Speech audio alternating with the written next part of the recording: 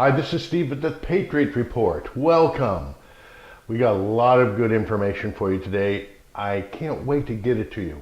You want to make sure you go to Patriot HQ, take a look. That's patriothq.com. Take a look around, bounce around. Also, don't forget to go to patriotcommandcenter.com. Get a free page, have a chance to blog, meet some friends, post a video, post some photos. It's all good. Okay. As we know, the election came and went for Georgia, and Warnock won. I have been telling everybody Warnock was going to win. They said, Steve, you're such a traitor. Aren't you Republican? No, I am not. I am an independent, but Warnock's going to win. Well, we don't understand. Why is he going to win? Well, I'll tell you he's going to win, because they got a head start. Imagine if you were in a race right now, okay? And the guy next to you says, hold on, wait for the gun. I'm going to go up, let's say halfway to the goal right now. So the starter gun goes off and you start running as fast as you can, but the other guy's got, at least a whole lane ahead of you. He's maybe 100 yards ahead of you. What do you think's going to happen? You have to do a whole lot of catch up come election day, right? Come winning the race. It's the same thing. So if you get a head start, what do you think's going to happen? Well, we know what happened. The silly old fat useless elephant decided to get everybody out on voting day, and there was a great showing. A lot of people put their hearts in it, a lot of sweat and anguish and struggle and work, but they lost. Why? Because the other guy got a head start. Now, I'm going to give you some really good information here about Dem secrets they don't want you to know. Now, I've got my notes right here in front of me, so I don't miss a single thing. Dem secrets they don't want you to know. I'm going to go over just a couple things so you understand their game plan. Now, this is not conclusive and inclusive. This is just what I saw, and I'm giving it to you right now. First of all, they look at wedge issues. Now, we already understand getting a head start. They go out and they register people and so forth. Now, I'm going to get to that in just a minute. Well, they look at wedge issues. What's a wedge issue? Let me give an example. Well, suppose you're in a rural community that is a farming community. And I say, my candidate wants to make sure the subsidies for farmers continue. Matter of fact, we're going to try to get you more subsidies, okay? Well, that's music to your ears if you're a farmer. And the solicitor comes up and he says, well, all you have to do is register for my party and vote. Now, you can change your registration at any time. You can vote for him you want, but my candidate's just going to get you more money. What do you think's going to happen? Oh, by the way, our software shows that you're the only voter in the House. Do you have other people here at voting age? And the voter says, why, yes, we do. Let's get them hooked up too. They don't have to vote. But let's just get them plugged in too. All of a sudden, the campaign stomper, the solicitor, comes out, the recruiter, the harvester, comes out and says, he meets the farmer, talks to him. He says, we're going to make sure that you're taken care of.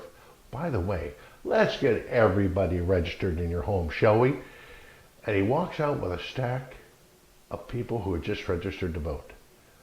And if he has ballots with him in some states, I think he can help them fill them out too, can't he?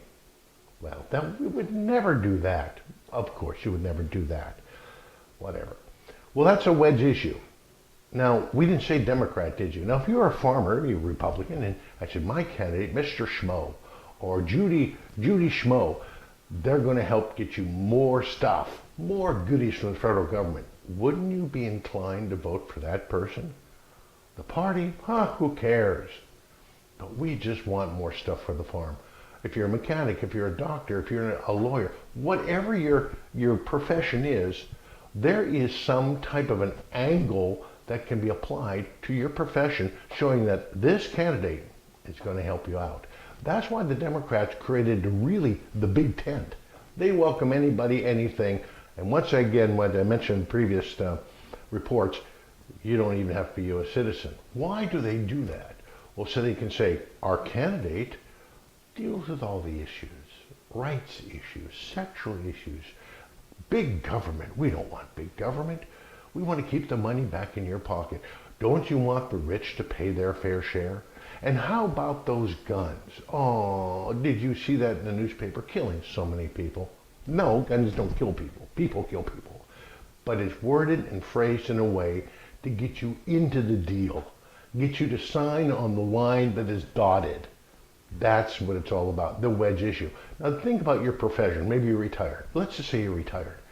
And the solicitor comes to your door, and I like to call them solicitors, because that's what they're doing, aren't they? Solicitor comes to your door and say, "Hi, Judy, I understand here I'm checking the census records, and I see that you're retired. Oh, congratulations. What did you do? Oh, I see, you were a nurse. Oh, that's wonderful. You know, the other guy wants to take away your Social Security, wants to really overtax it, wants to reduce your benefits. But my candidate wants to make sure that you're taken care of. And Judy, you understand how tough it is to make ends meet now. Blah, blah, blah, blah. Right? That's a wedge issue. And with the software that the Democrats have, and by the way, the Republicans have it too, they just don't know how to actually turn on the flashing red button. They don't use it that way. They don't get the head start. They don't use the wedge issue. All politics are local, and now in 2022, they're personal. Now, let me add that dimension to what I'm saying. They're local. For instance, I use the example of the farmer. I use the example of the retired nurse. I use these examples because they're local, and these are the issues that are driving their decision on who they're going to vote for, how they're going to vote. But it's also personal, isn't it? Doesn't your family deserve more? Don't you want your retirement to be protected? And it's now become personal. What about your rights? Don't you want to be in control of your own body? Do you want the government to tell you what to do with your body?